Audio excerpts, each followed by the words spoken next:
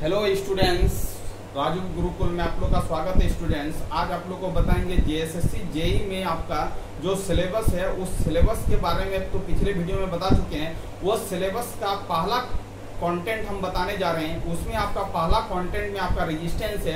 तो रेजिस्टेंस के बारे में आपका क्या क्या इंपॉर्टेंट पॉइंट है, आपको क्या क्या चीज आपको याद रखना है, वह सब चीज के बारे में स्टूडेंट क्या करेंगे, हम स्टेप बाय स्टेप बताएंगे। ये सब चीज आपको क्या करना है, नोट डाउन करना है, इसको बार बार रिटर्न करना है, बार बार पढ़ना है, जिससे आपका इससे प्रॉब्लम आने की संभावना बहुत ज्यादा है। तो यहाँ तक यदि आप कर लोगे तो यहाँ से आपका प्रॉब्लम आने की संभावना बहुत ज्यादा है। चलिए स्टूडेंट, आपको बताते हैं कि आपका पहला कंटेंट जो है electrical engineer part B paper 1 का जो पहला टॉपिक है इलेक्ट्रिकल इंजीनियर का, वो आपका रेजिस्टेंस है। तो रेजिस्टेंस क्या करता है उसके बारे में समझते हैं स्टूडेंट। रेजिस्टेंस का यूनिट क्या है, रेजिस्टेंस का डायमेंशन क्या है, रेजिस्टेंस यदि सीरीज में कनेक्टेड होगा तो उसका इक्विवेलेंट रेजिस्टेंस क्या होगा, यदि रेजिस्टेंस पैरेलल में होगा तो उसका इक्विवेलेंट रेजिस्टेंस क्या होगा। बारीकी से हम स्टेप बाय स्टेप पॉइंट को डील करते जा रहे हैं। यहाँ पर आपको बहुत चीज इंपॉर्टेंट मिलने वाला है। अब देखो स्टूडेंट, रेजिस्टेंस किसको बोलते हैं, तो सबसे पहले आपको समझना है अपोज ऑफ करंट। जो करंट का अपोज करेगा स्टूडेंट, उसी को हम लोग क्या बोलेंगे, रेजिस्टेंस बोलेंगे। सबसे पहले ये रेजिस्टेंस का सीधी भाषा में डिफिनेशन है। जो करंट का अपोज करे उसी को क्या बोलेंगे, रेजिस्टेंस बोलेंगे। यहाँ से भी आपका ऑब्जेक्टिव आ सकता है। उसके बाद पूछेगा student unit of resistance. Resistance का यूनिट क्या होता है, तो आपको बोलना है रेजिस्टेंस का जो यूनिट होता है ओम होता है। उसका सिंबल ये होगा, उसका नाम होगा ओम। रेजिस्टेंस का यूनिट जो होगा स्टूडेंट वो आपका क्या होगा, ओम होगा। चलिए स्टूडेंट, ये भी पॉइंट आपका इंपॉर्टेंट है, इसको भी आपको नोट डाउन करना, याद रखना है। Dimension of the resistance, resistance का बीमा क्या होता है, ये भी आपका इंपॉर्टेंट है, बार बार एग्जाम में पूछा गया है। तो हम कई तरह से रेजिस्टेंस का डायमेंशन को निकाल सकते हैं स्टूडेंट। हम एक तरीका लिखे, P = I² × R होता है। P का मतलब पावर हो गया, I का मतलब करंट हो गया, करंट का स्क्वायर, R का मतलब रेजिस्टेंस हो गया। यहाँ पर स्टूडेंट यदि रेजिस्टेंस का डायमेंशन निकालेंगे तो P/I² क्या हो जाएगा, R हो जाएगा। P का मतलब पावर होता है, पावर का जो डायमेंशन होता है mL² T⁻³ होता है। करंट का जो डायमेंशन होगा A² होगा। इसको सॉल्व करेंगे स्टूडेंट, आपको मिलेगा mL² T⁻³ A⁻²। ये भी पॉइंट आपको नोट डाउन करना, याद रखना है। ये भी आपका एग्जाम में आने की संभावना बहुत ज्यादा है। अब देखो स्टूडेंट, रेजिस्टेंस का दो तरह का कनेक्शन होता है, एक होता है सीरीज कनेक्शन, दूसरा होता है पैरेलल कनेक्शन। यदि रेजिस्टेंस आपका सीरीज में कनेक्टेड हो और उसका इक्विवेलेंट रेजिस्टेंस निकालने के लिए बोले तो आपको फॉर्मूला आना चाहिए। वही फॉर्मूला में हम लोग पुटअप करके उसका इक्विवेलेंट रेजिस्टेंस को फाइंड आउट करेंगे स्टूडेंट। उसका इक्विवेलेंट रेजिस्टेंस का जो फॉर्मूला होता है R equivalent = R1 + R2 + ... Rn होता है। ये फॉर्मूला आपको याद रखना है। यदि आपका रेजिस्टेंस सीरीज में कनेक्टेड हो तो ये फॉर्मूला का अप्लाई करके हम उस प्रॉब्लम को सॉल्विंग कर सकते हैं। ये भी आपका इंपॉर्टेंट पॉइंट है। रेजिस्टेंस कनेक्टेड इन पैरेलल, यदि आपका बहुत सारा रेजिस्टेंस पैरेलल में कनेक्टेड है तो उसका इक्विवेलेंट रेजिस्टेंस का फॉर्मूला क्या होगा, तो 1/R equivalent = 1/R1 + 1/R2 + ... 1/Rn। ये भी फॉर्मूला आपके लिए इंपॉर्टेंट है पैरेलल कनेक्शन के लिए। इसको भी आपको क्या करना है, नोट डाउन करना है। इससे भी आपका प्रॉब्लम आने की संभावना बहुत ज्यादा है। रेजिस्टेंस का एक फॉर्मूला होता है स्टूडेंट, पर्टिकुलर रेजिस्टेंस = ρL/ρ होता है। आप बोलोगे कि सर ρL और A क्या है, तो ρ का मतलब होता है स्टूडेंट रेजिस्टिविटी, L का मतलब होता है length of the conductor, A का मतलब होता है cross sectional area of the conductor. ये आपका क्या हो गया, रेजिस्टेंस का फॉर्मूला हो गया। यहाँ से आपका प्रॉब्लम आने की संभावना बहुत ज्यादा है। अब बताते हैं स्टूडेंट की रेजिस्टिविटी किसको बोलते हैं, तो जो करंट का अपोज करेगा उसको क्या बोलेंगे, रेजिस्टेंस बोलेंगे। बट रेजिस्टिविटी ये शो करेगा कितना अमाउंट ऑफ करंट अपोज करेगा, how much amount of current oppose. कोई भी सर्किट में कितने अमाउंट ऑफ करंट का अपोज करेगा वो कौन शो करेगा, आपका रेजिस्टिविटी शो करेगा। उसी को हम लोग क्या बोलते हैं स्टूडेंट, रेजिस्टिविटी बोलते हैं। रेजिस्टिविटी का जो नोटिफिकेशन होता है ये आपका रो होता है। रेजिस्टिविटी जो डिपेंड करता है स्टूडेंट, वो टाइप्स ऑफ मटेरियल पर निर्भर करता है कि आपका मटेरियल किस चीज का बना हुआ है। तो ये आपका पॉइंट भी बहुत इंपॉर्टेंट है कि रेजिस्टिविटी डिपेंड्स ऑन, रेजिस्टिविटी किस पर निर्भर करता है, तो आपको बोला टाइप्स ऑफ मटेरियल पर रेजिस्टिविटी क्या करता है, निर्भर करता है। यूनिट ऑफ रेजिस्टिविटी, रेजिस्टिविटी का यूनिट क्या होता है स्टूडेंट, तो आपको बोलना है रेजिस्टिविटी का जो यूनिट होता है वो आपका क्या होगा। तो यहाँ पर देखो रेजिस्टेंस का यूनिट क्या होगा, ओम होगा, एरिया का मीटर² होगा, L का मीटर होगा, मीटर मीटर कैंसिल हो जाएगा। तो रेजिस्टिविटी का जो यूनिट होगा वो आपका ओम इंटू क्या होगा, मीटर होगा। इसको आपको याद रखना है, ये आपका इंपॉर्टेंट पॉइंट है। आपसे एग्जाम में डायरेक्ट पूछेगा कि what is the unit of resistivity, तो आपको बोला ओम इंटू मीटर।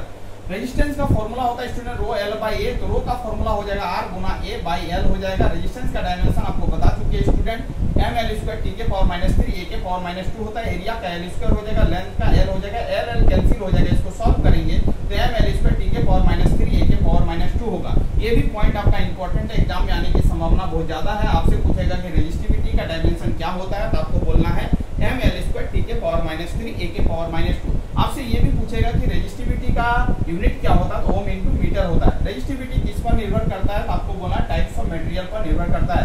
रेजिस्टिविटी क्या डिफिनेशन होगा, तो how much amount of current oppose, कितने अमाउंट ऑफ करंट अपोज करेगा वो शो करेगा आपका रेजिस्टिविटी पर। ये भी आपको पॉइंट को याद रखना है। रेजिस्टिविटी और कंडक्टिविटी में क्या रिलेशन होता है स्टूडेंट, आपको बोलना है कि resistivity is inversely proportional to the conductivity. Resistivity और कंडक्टिविटी में एक दूसरे का इनवर्सली प्रोपोर्शनल होता है। यदि किसी भी मटेरियल का कंडक्टिविटी ज्यादा है तो उसका रेजिस्टिविटी क्या होगा, कम होगा। और आपका अपोजिट पूछे किसी भी मटेरियल का रेजिस्टिविटी ज्यादा है तो कंडक्टिविटी क्या होगा, कम होगा। ये वाइस वर्सा होता है।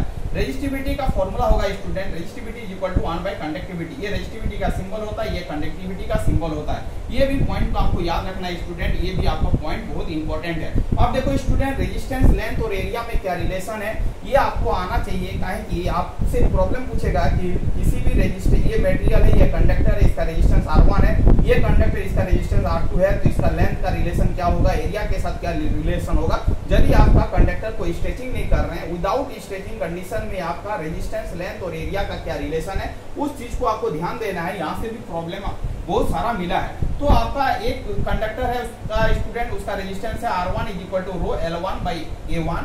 दूसरा कंडक्टर है, उसका resistance R2 is equal to rho L2 by A2 है स्टूडेंट। इक्वेशन 1 को इक्वेशन 2 से डिवाइड करेंगे तो R1 by R2 is equal to हो जाएगा रो L1 बाई A2।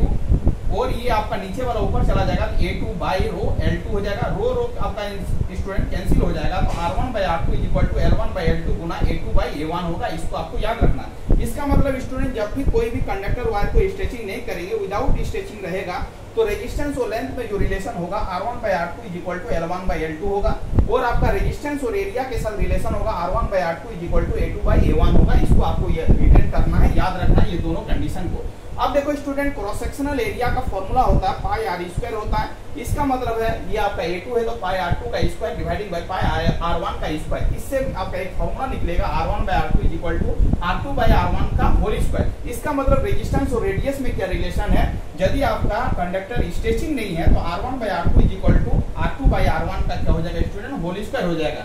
तो आपको ये वाला फॉर्मूला बहुत इंपॉर्टेंट है, इसको आपको याद रखना। विदाउट स्ट्रेचिंग कंडीशन में R1 by R2 is equal to L1 by L2 is equal to A2 by A1 is equal to R2 by R1 का होल स्क्वायर होगा।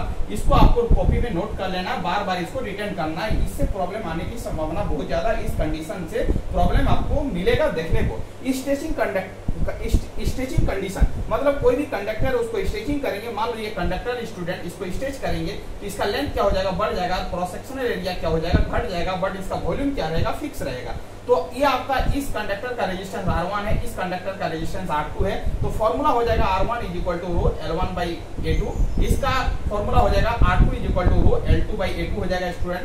इसको इससे डिवाइड करेंगे तो R1 by R2 is equal to rho L1 by A2 into A2 by rho L2 हो जाएगा। रो क्या हो जाएगा स्टूडेंट, कैंसिल हो जाएगा। R1 by R2 is equal to L1 by L2 into A2 by A1 होगा। यहाँ पर आपको स्टॉप करना है।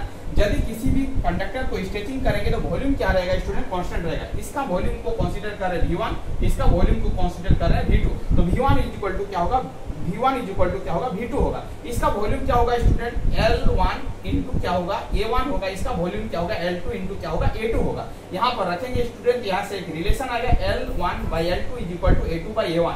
चलो स्टूडेंट, यहाँ पर पुटअप करेंगे तो R1 by R2 is equal to L1 by L2 है। A2 बाई A1 के जगह पर हम लोग पुटअप कर सकते हैं L1 बाई L2। इसका मतलब R1 by R2 is equal to क्या होगा, L1 बाई L2 का क्या होगा, होल स्क्वायर होगा। सिमिलर स्टाइल में हम लोग क्या कर सकते हैं, सब यहाँ पर L1 बाई L2 के जगह पर हम लोग क्या A2 बाई A1 पुट कर सकते हैं। तो R1 by R2 is equal to A2 by A1 into A2 by A1। इसका मतलब R1 by R2 is equal to A2 by A1 का क्या हो जाएगा, होल स्क्वायर हो जाएगा। ये भी फॉर्मूला आपको याद रखना जब आपका कंडक्टर को क्या कर रहे हैं, स्ट्रेचिंग कर रहे हैं। अब देखो रेडियस के साथ क्या रिलेशन होगा, तो इसका रेडियस का रिलेशन होगा पाई R2 का स्क्वायर पाई R1 का स्क्वायर। पाई पाई कैंसिल हो जाएगा स्टूडेंट।